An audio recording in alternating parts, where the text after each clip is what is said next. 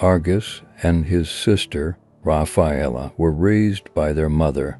Both children were blessed with flawless looks and a promising bloodline, yet in these lands, he is treated very differently to his sister. Exaltation, flowers, glory, and respect. Argus was never accepted, instead rejected from the day of his birth.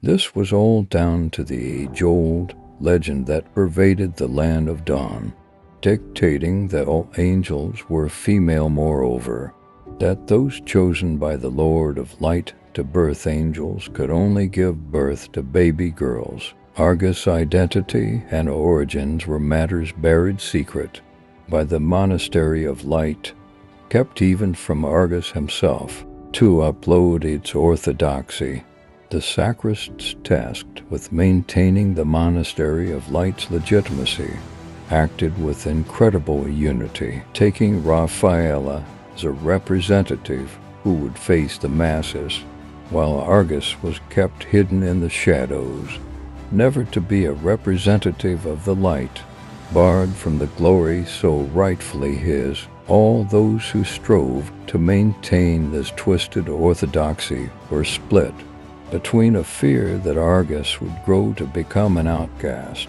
and yearning for the power he held. Without exception, every single one longed that this young man with the Lord of Light's bloodline flowing in his veins could be at one with his sister to resist the power of the abyss. In fact, Argus' faith in the light held strong for many years, just as resilient as that old his sister Raphaela. He cherished her and cared little as to who of them bathed in more glory.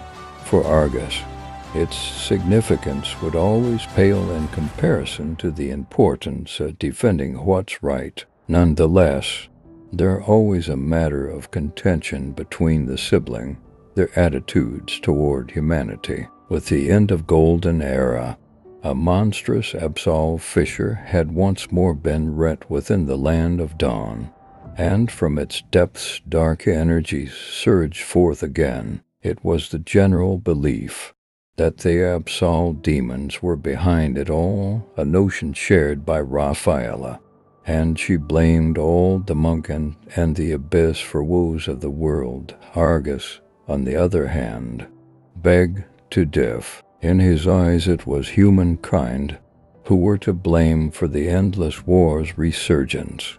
For their chaos and malice presented the demons with an opportunity they then exploited. Argus sneered at the thought of associating with humankind, forever holding them in bitter contempt. Raphaela was always prone to forgive those humans who strayed from the path of righteousness, as she believed they could change and be bathed in the light once more. In stark contrast, Argus considered such people as naught but lost causes, dead leaves on the tree of mortality to be pruned before they tainted the trunk. It was precisely this division between the two siblings that exacerbated the fear others held in him. One day upon the battlefield, Argus sat after a horde of demons that fled his pursuit. His sister had urged him to fall back instead, yet he valiantly forged onward. It was then that he was snared in the absolved demons' trap, and they set upon him in an ambush. But he felt no fear at all. On the contrary, he exploited this ambush to his advantage. Argus' keen mind was just as formidable as his physical strength, and with it he turned the tables on his foes by allowing himself to be taken deep into their camp. He wiped out a huge chunk of their number, both demons and the humans that sided with them. Before setting off once more, he decided to steal away the legendary demonic sword that was kept in the area. But as he grasped its hilt, a barrage of strange memory surged into his mind. Soft rays of moonlight and the aroma of flowers caress a man and a woman as they exchange vows.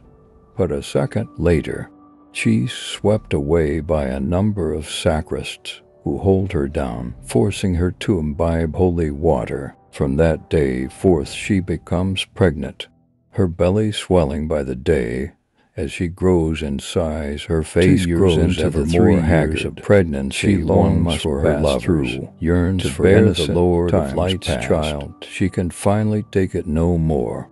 She flees from the monastery of light into the arms of her long-lost lover, and they live happily together for a time. Such blissful content is all too often short-lived.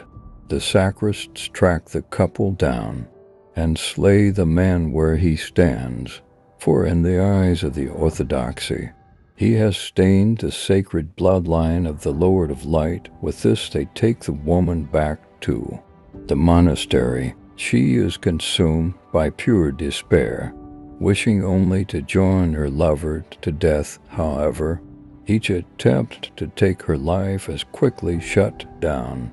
A year later she dies from the exertion of childbirth, but leaves behind twins, a boy and a girl. The newborn girl glows with a holy luminance from head to toe, yet the eyes of the boy bear a striking resemblance to his late mother's lover. The sacrists prepare to end the boy's life, yet just as they move to do so, he's engulfed in a radiant glow that emanates from his sister, and they cannot leave a single scratch upon him. It's seen as a miracle by the sacrists, a belief strengthened by the fact the infant boy holds a power just as strong as his sisters. They never raise a hand against him again. It was then that the memories came to a sharp halt, and Argus came too. He finally understood why the monastery of light had endeavored to cover up his true identity. He finally realized why he was the only male angel, for he was no holy being, but instead a member of those he detested the most, a son of man. Furthermore, his fellow humans had known of this, and hence slain his parents to exploit his power. As their own, they had stolen from him, demonic sword in hand. He ignored the pleadings of his sister and left her behind. Little did he know that the reason his blade possessed such a monumental power, the reason it imparted those lost memories to him, was because it was cursed by the god of destruction, Sid. His mind was tainted by this malevolent curse, awakening within him a cruel brutality.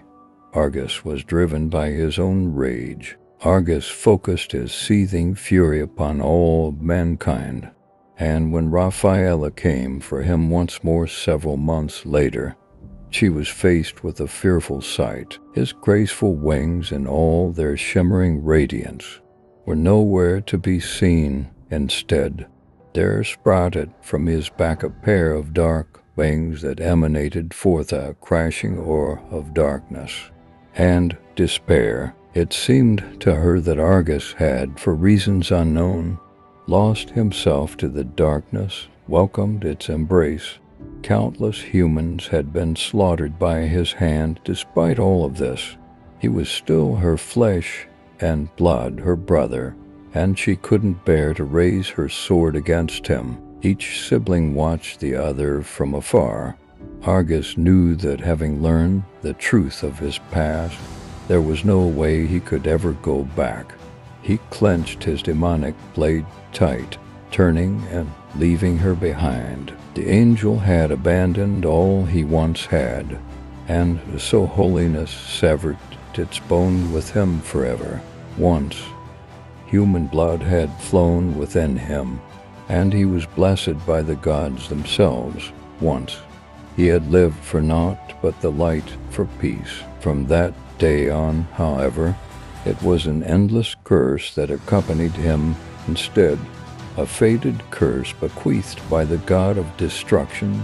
Now, he's Argus, the only dark angel in this world.